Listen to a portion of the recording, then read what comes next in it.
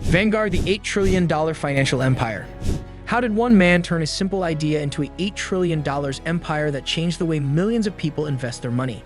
This movie tells the fascinating story of John Bogle, the visionary behind Vanguard, and how he created the first index fund, which changed the financial world forever.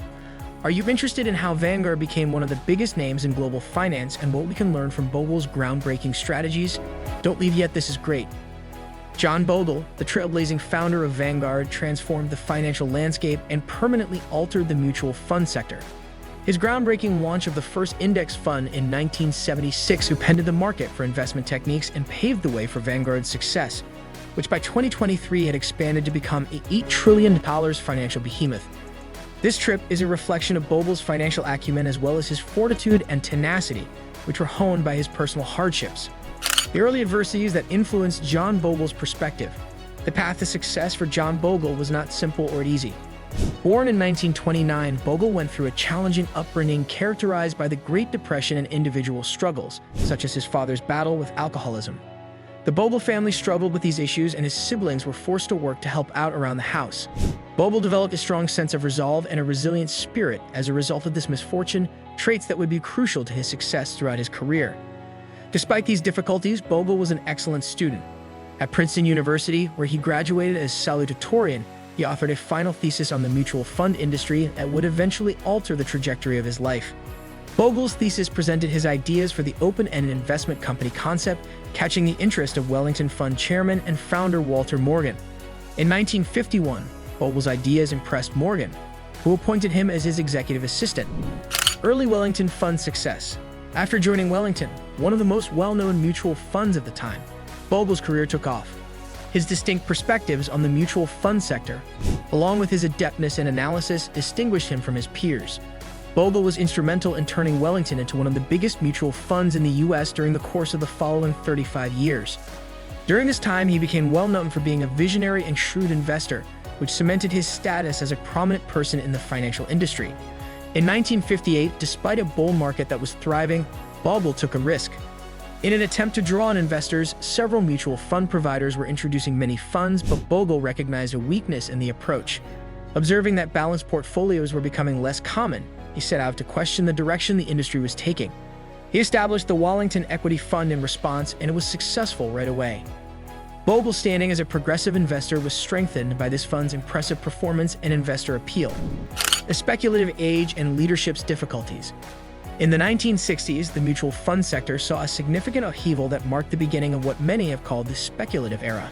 Mutual funds encountered serious difficulties in the early 1970s as a result of the market's high level of risk and volatility. At the age of 35, Bogle took on the position of CEO at Wellington at this turbulent time. There were difficulties throughout his time as CEO. Wellington had been established on a conservative basis, but the fund's conventional approach started to face pressure from the aggressive investment tactics of the 1960s. In order to overcome these obstacles, Bogle looked to merge with a more reputable company that might support Wellington in expanding its operations while upholding its cautious approach to investing. But many of the bigger companies turned him down, believing Wellington's traditional outlook would hinder their ability to compete in an increasingly tough investment environment. In the end, Bogle focused on a lesser player, the aggressive Boston-based mutual fund Ives. Even though Ives was only managing $17 million in assets, its performance from 1960 to 1965 had earned it an outstanding reputation. Bogle thought Wellington could grow its company and draw in new investors by merging with Ives. Wellington Management Corporation evolved as a new corporation following months of consolidation and negotiation. At first, the merger went well, with Ives partners taking up important positions inside the company. But later on, this collaboration would run into problems, which resulted in one of the biggest turning moments of Bogle's career. The revolution in index funds and the birth of Vanguard. John Bogle found himself in a precarious situation during the late 1970s. Wellington had been successful for decades, but there was a fundamental change taking place in the mutual fund business. Bogle re-envisioned the future of investment as a result of his experiences during this time, especially the difficulties he encountered while serving as CEO of Wellington. His groundbreaking remedy was the introduction of the first index fund. The Vanguard 500 Index Fund was introduced in 1976 with the intention of tracking the S&P 500's performance passively rather than trying to outperform the market. At the time, this concept was revolutionary since it contradicted the widely held notions of active management and the ability of competent fund managers to regularly beat the market. Within the financial community, some expressed skepticism and even mocked Bogle's concept. But the long-term advantages of index investing, higher returns, wider diversification, and cheaper costs turned out to be indisputable. Another important element in the fund's performance was Bogle's choice to internalize rather than outsource Vanguard's administrative duties. Vanguard was able to offer the lowest fees in the market and cut operating costs as a result. Vanguard is now the market's most investor-friendly mutual fund provider thanks to its concentration on cost reduction. Vanguard's ascent to power. Throughout contrast to the turbulent 1970s, the mutual fund sector experienced expansion and consolidation throughout the 1980s and 1990s. Under Bogle's direction, Vanguard expanded quickly, drawing a diverse group of clients with its no-nonsense, low-cost investing strategy. Vanguard has become into a strong rival to market leaders like Fidelity by 1997.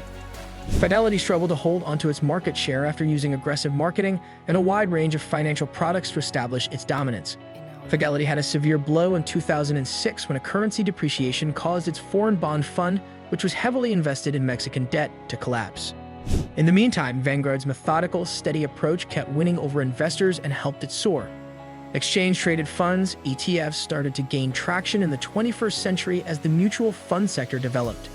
Vanguard's CEO, Bill Brennan, thought of joining the ETF market in 2019 after the company had accumulated around $5 trillion in assets, hoping to further establish Vanguard's dominance in the financial industry. Like stocks, ETFs allowed investors to purchase and sell shares at any time throughout the trading day, adding another level of flexibility to their investment portfolio. A turning point in Vanguard's history, the company's choice to enter the ETF market guaranteed its dominance in the financial industry. John Bogle's legacy and Vanguard's prospects. One cannot exaggerate John Bogle's influence on the mutual fund business. Not only did he transform the investing industry, but he also made investing more accessible to millions of regular people. His low-cost, long-term investment philosophies have revolutionized the business and still have an impact on modern financial decision-making. Regretfully, Bogle lost his fight with esophageal cancer in 2019 and died at the age of 89. For Vanguard and the financial sector at large, his passing signaling the end of an era. Millions more investors, however, continue to profit from the values he promoted, leaving a lasting legacy. Notwithstanding the difficulties Vanguard has had over the years, such as the botched merger with Ives and Bogle's dismissal as CEO, in 2004 the business has persevered in being a dominant force in the financial industry.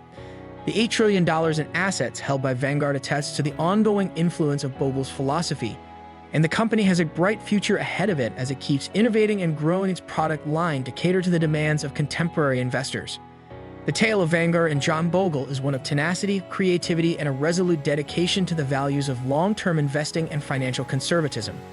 With the launch of the first index fund, Bogle transformed the mutual fund sector and set the stage for the development of one of the biggest financial empires in history. Under his inspiring direction, Bogle turned Vanguard into an organization that puts the needs of its investors first and provides enduringly good, affordable investment products.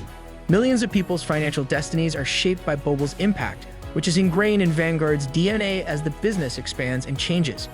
Not only is Vanguard's $8 trillion financial empire proof of the effectiveness of wise investing, but it also speaks volumes about John Bogle's foresight, tenacity, and brilliance. Future generations of investors and finance professionals will continue to draw inspiration from his legacy as they work to realize their financial goals by adhering to the values he so fervently promoted. Want more insights into the world of finance and investment success stories? Don't forget to hit that subscribe button and turn on notifications so you never miss out on the strategies that could change your financial future.